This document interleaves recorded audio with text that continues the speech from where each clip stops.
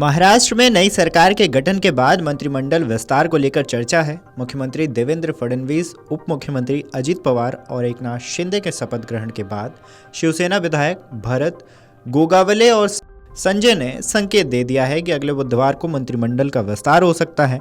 यह विस्तार नागपुर में 10 दिसंबर के बाद शुरू हो रहे विधानसभा के शीतकालीन सत्र से कुछ दिन पहले होगा। महाराष्ट्र में एक दिन पहले ही नई सरकार का गठन हुआ, जिसमें राज्य के मुख्यमंत्री के तौर पर देवेंद्र फडणवीस और उप मुख्यमंत्री के तौर पर एकनाथ शिंदे और अजित पवार ने शपथ ली। वहीं नई सरकार के गठन के बाद अगला सवाल ये था कि राज्य की देवेंद्र सरकार का कैबिनेट विस्तार कब होगा। इसे लेकर अब तारीख भी सामने आ रही है। सूत्रों के अनुसार राज्य में अगले हफ्ते 11 और 12 दिसंबर को कैबिनेट विस्तार हो सकता है।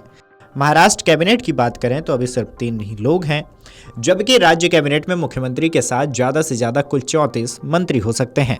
वहीं अगर राज्य सरकार में विभागों के बंटवारे की बात करें तो सूत्रों ने बताया कि पूरी संभावना है कि अजित पवार के नेतृत्व वाली एनसीपी के पास वित्त विभाग और भाजपा के पास गृह विभाग रह सकता है, जैसा कि पिछली एकनाथ शिंदे के नेतृत्व वाली सरकार में था।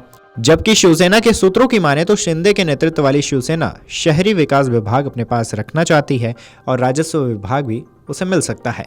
वहीं महायुति गठबंधन के सबसे बड़े घटक भाजपा को 21 से 22 मंत्री पद मिलने की उम्मीद जताई जा रही है, जबकि शिवसेना को 11 से 12 मंत्री पद और एनसीपी को 9 से 10 मंत्री पद मिल सकते हैं।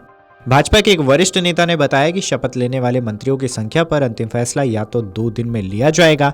निर्वाचित विधायकों को शनिवार से शुरू होने वाले विधानसभा के 3 दिवसीय विशेष सत्र में प्रोटेम स्पीकर शपथ दिलाएंगे। राज्य के विधानसभा अध्यक्ष का चुनाव 9 दिसंबर सोमवार को होगा, जिसके बाद नई सरकार का विश्वास मत होगा और राज्यपाल दोनों सदनों के संयुक्त सत्र को संबोधित करेंगे।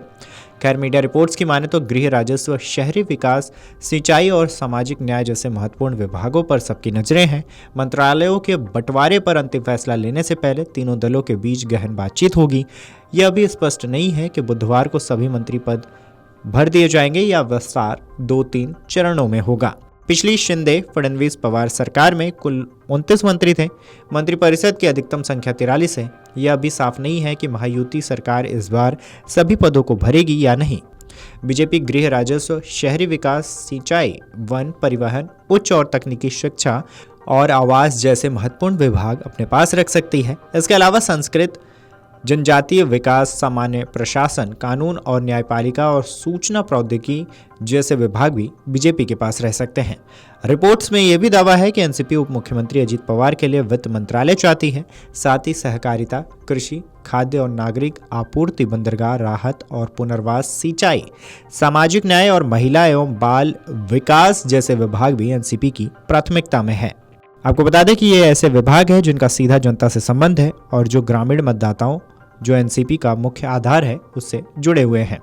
उप मुख्यमंत्री शिंदे के लिए शिवसेना गृह मंत्रालय चाहती है, साथ ही अपने मौजूदा 9 मंत्रालयों को बरकरार भी रखना चाहती है। इनमें महत्वपूर्ण उद्योगों और शहरी विकास विभाग। बता दें कि विधानसभा का शीतकालीन सत्र 16 दिसंबर से राज्य की दूसरी राजधानी नागपुर में शुरू होगा। अब ये देखना दिलचस्प होगा कि किसे कौन सा विभाग मिलता है और आगे पार्टी क्या फैसला लेती है। Video desk Amar Ujala dot com. अगर आप ये वीडियो YouTube पर देख रहे हैं तो हमारे चैनल को सब्सक्राइब कर बेल आइकन दबाएं और Facebook पर देख रहे हैं तो हमारे पेज को लाइक करें। 8 मिलियन प्लस सब्सक्राइबर, आपके इस भरोसे के लिए बहुत धन्यवाद। अगर आप ये वीडियो YouTube पर देख रहे हैं तो हमारे चैनल को सब्सक्राइब कर बेल आइकन दबाएं और Facebook पर देख रहे हैं तो हमारे पेज को लाइक करें। 8 मिलियन प्लस सब्सक्राइबर, आपके इस भरोसे के लिए बहुत धन्यवाद।